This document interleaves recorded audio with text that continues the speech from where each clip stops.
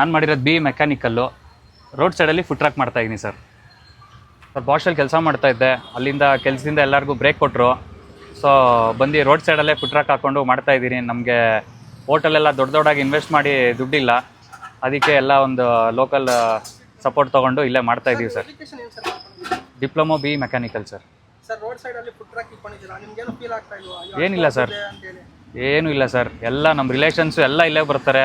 ಅವ್ರ ಮುಂದೆನೇ ನಾನು ಮಾಡ್ತೀನಿ, ಎಲ್ಲ ಸಪ್ಲೈ ಮಾಡ್ತೀನಿ, ನಾನೇ ಆರ್ಡ್ರ್ ಹಾಕ್ತೀನಿ, ಖುಷಿಯಿಂದ ಮಾಡ್ತೀನಿ ಸರ್. ಈವ್ನಿಂಗ್ 5:30 ಟು ನೈಟ್ 11 ತನಕ ಇರ್ತೀವಿ. ನಮ್ಮ ಫುಡ್ ಟ್ರಕ್ ನೇಮ್ ಬಂದು ಈಟಿಂಗ್ ಪಾಯಿಂಟ್ ಅಂತ. ಇದು Mahalakshmi layout near Ibaco ice cream parlour locate ಆಗಿದೆ. ನಮ್ಮಲ್ಲಿ ರೋಟಿ, ನಾನ್, ಕುಲ್ಚಾ ಮತ್ತು ಸ್ಟಫ್ ಪರೋಟಾಸ್ ಮಾಡ್ತೀವಿ. ಮತ್ತು ಪನ್ನೀರ್, ಮಶ್ರೂಮ್, ವೆಜಿಟೇಬಲ್ಸು ಮತ್ತು ದಾಲ್ ಕೋಲಾಪುರಿ ಸ್ಪೆಷಲ್ ಅಂತ ಒಂದು 20 ಟೈಪ್ಸ್ ಆಫ್ ಗ್ರೇವೀಸ್ ಮಾಡ್ತೀವಿ. ಫ್ರೈಡ್ ರೈಸ್ ಸಿಗುತ್ತೆ, ಜೀರಾ ರೈಸ್ ಸಿಗುತ್ತೆ, ಮಶ್ರೂಮ್ ಪಲಾವ್ ಇದೆ. ಸರ್ ನಮಗೆ ಖುಷಿಯಾಗುತ್ತೆ. ನಮ್ಮದೇ ಸ್ವಂತವಾಗಿ ಮಾಡ್ತಾಯಿದ್ದೀವಿ. ನಮ್ಮ ಕಾಲ ಮೇಲೆ ನಾವು ನಿಂತ್ಕೊಂಡು ನಮ್ಮದೇ ಓನಾಗಿ ಬಿಸ್ನೆಸ್ ಮಾಡ್ತಾಯಿದ್ದೀವಿ. ಒಂದಿಬ್ಬರು ಕೆಲಸ ಕೊಟ್ಟಿದ್ದೀವಿ.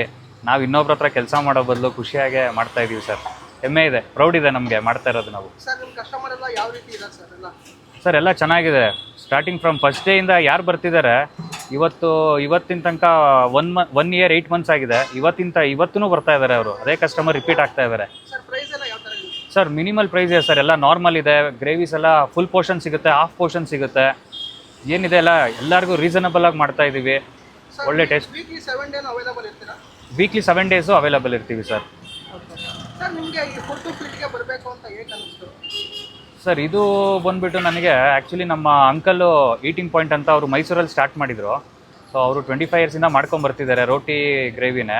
ಸೊ ಹಂಗಾಗಿ ನಾನು ಅವರ ಒಂದು ಹೆಲ್ಪಿಂದ ಸೊ ನನಗೆ ಹೇಳ್ಕೊಟ್ರು. ಫುಡ್ ಟ್ರಕ್ ಒಂದು ಈವ್ನಿಂಗ್ ಸಂಜೆ ಹೊತ್ತು ಫುಡ್ ಟ್ರಕ್ ಮಾಡ್ತಾ ಇದ್ದೀನಿ ಸರ್. ಸರ್ ಈಗ ಫುಡ್ ಟ್ರಕ್ ಅಂತಕ್ಕಂಥದ್ದು ಸೆಲೆಬ್ರಿಟೀಸು ಮಾಡ್ತಾ ಇದ್ದಾರೆ, ಪೊಲಿಟಿಷಿಯನ್ನು ಮಾಡ್ತಾ ಇದ್ದಾರೆ, ಕಾಮನ್ ಮ್ಯಾನು ಮಾಡ್ತಾ ಇದ್ದಾರೆ. ಸೊ ಈ ಬಿಸ್ನೆಸ್ ಏನು ಲಾಸ್ ಆಗಲ್ವಾ?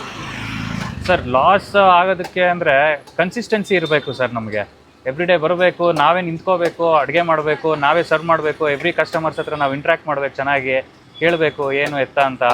ಆಗ ಟೈಮ್ ತೊಗೊಳುತ್ತೆ.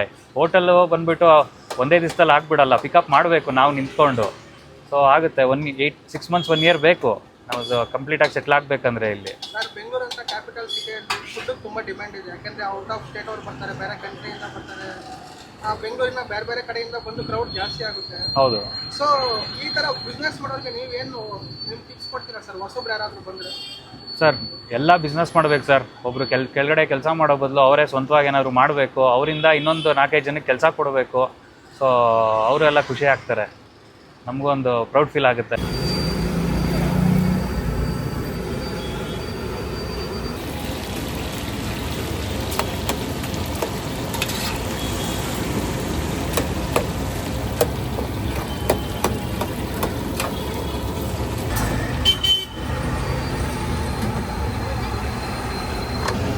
ಸರ್ ಈ ಕಡೆ ಓಪನ್ ಮಾಡಿ ಹಂಗೆ ತಿರುಗಿಸ್ಬೋದು.